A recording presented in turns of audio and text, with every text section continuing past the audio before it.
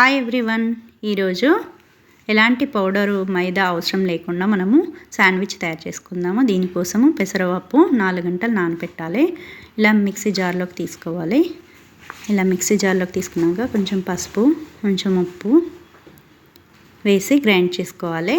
ఇలా మెత్తగా గ్రైండ్ చేసుకొని ఒక బౌల్లోకి తీసుకొని ఉల్లిపాయలు చిన్నగా కట్ చేసి ఇందులో వేసుకోవాలి. కొంచెం పుదీనా, గరం మసాలా, కొత్తిమీర ఇలా అన్నీ వేసి మిక్స్ చేసుకోవాలి. ఇప్పుడు క్యారెట్ తురుము వేసి ఇప్పుడు పచ్చిమిర్చి చిన్నగా కట్ చేసి వేసి మిక్స్ చేసుకోవాలి. మిక్స్ చేసుకున్నాక ఇప్పుడు శాండ్విచ్ మేకర్ని పెట్టి బటర్ చిన్నగా కట్ చేసి ఇలా పెట్టి ఇప్పుడు మనం రెడీ చేసుకున్న బ్యాటర్ని దీనిపైన ఒక లేయర్ వేయాలి.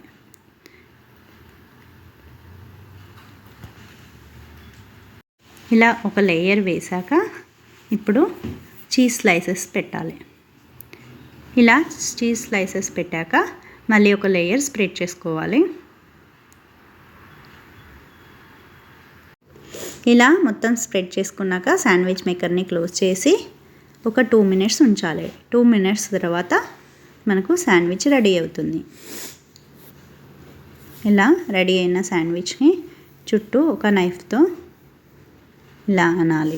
అంతే, ఇంకా ఇలా ఒక స్పూన్తో తీసుకుంటే మనకు హెల్దీ శాండ్విచ్ రెడీ. ఇప్పుడు వాఫిల్ మేకర్లో కూడా ఇలాగే చేద్దాము. ఇలా ఒక లేయర్ వేసుకోవాలి. ఇలా స్ప్రెడ్ చేసుకున్నాక చీజ్ స్లైస్ పెట్టాలి. చీజ్ స్లైస్ పెట్టాక మళ్ళీ ఒక లేయర్ స్ప్రెడ్ చేసుకోవాలి.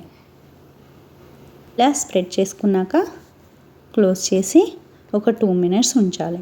2 మినిట్స్ తర్వాత మనకు చూడండి వాఫిల్ మేకర్లో వాఫిల్ లాగా ఉండే బ్రెడ్ రెడీ. చూడండి, ఎలాంటి పౌడరు మైదా పిండి అవసరం లేకుండా మనము రెడీ చేసుకున్నాము. చూడండి, శాండ్విచ్ని కట్ చేసుకొని ఇలా కట్ చేసుకున్నాక సర్వింగ్ ప్లేట్లోకి తీసుకుందాము. చూడండి, ఎంతో హెల్దీ శాండ్విచ్ రెడీ. ఇప్పుడు వాఫిల్ కట్ చేసుకుందాము.